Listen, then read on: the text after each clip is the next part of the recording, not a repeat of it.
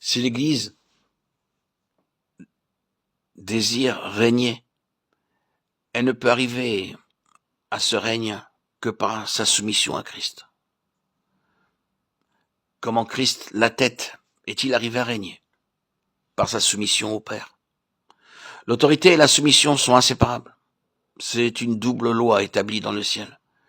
Ces deux choses, mâle et femelle, sont toutes les deux très sacrées aux yeux de Dieu, et ni l'une ni l'autre. Elles ne doivent chercher à être l'autre. Si elles le font, elles renversent l'ordre divin et céleste.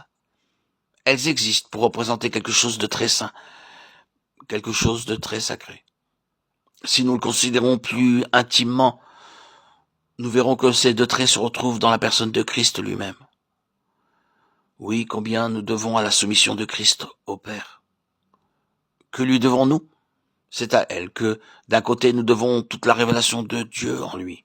C'est par sa soumission au Père que la révélation de Dieu s'est manifestée en lui. Le Fils ne peut rien faire de lui-même. Il ne fait que ce qu'il voit faire au Père. Car tout ce que le Père fait, le Fils aussi le fait pareillement. Jean 5, 19. Sa soumission au Père signifiait qu'il voyait ce que faisait le Père et faisait les œuvres du Père.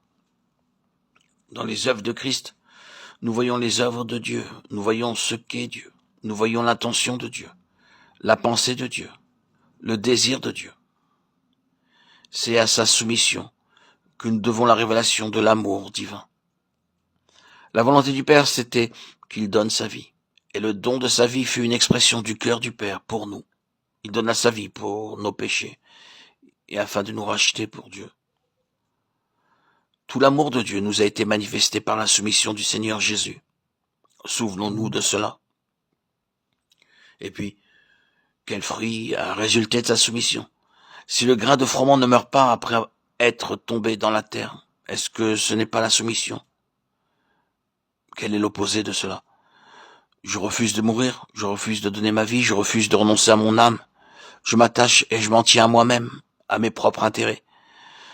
Si le grain de froment ne meurt pas après être tombé dans la terre, il reste seul.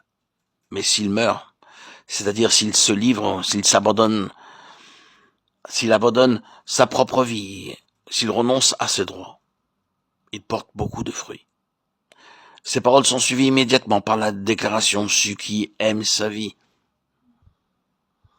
son âme la perdra, et celui qui est sa vie, nous parlons toujours ici de son âme,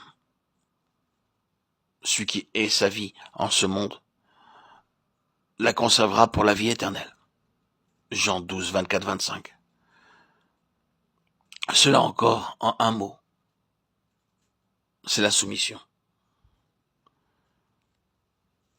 Suivons cette question jusqu'au bout avec cette parole: il s'est rendu obéissant jusqu'à la mort, même jusqu'à la mort de la croix. Philippiens 2, 8. Obéissance, c'est la soumission. C'est le côté de la femme, celui qui est représenté par la femme. Ce que nous devons à cela. Oui, mais il y a ensuite l'autre côté, le pouvoir. Oh, le pouvoir puissant que nous trouvons en Christ. La vie positive, la vie de résurrection que nous avons en Christ. La délivrance qui est nôtre par le puissant libérateur, Christ. La puissance qui est à nous et qui nous garde à cause de la croix. C'est le côté de l'autorité, le côté de la soumission. C'est son amour pour nous. Le côté de l'autorité, c'est pour nous sa protection, sa défense. Le côté de la soumission, c'est sa tendre compassion, sa bonté miséricordieuse pour les siens, son autorité. C'est la manifestation de sa puissance contre les ennemis de ses enfants. C'est l'homme et la femme.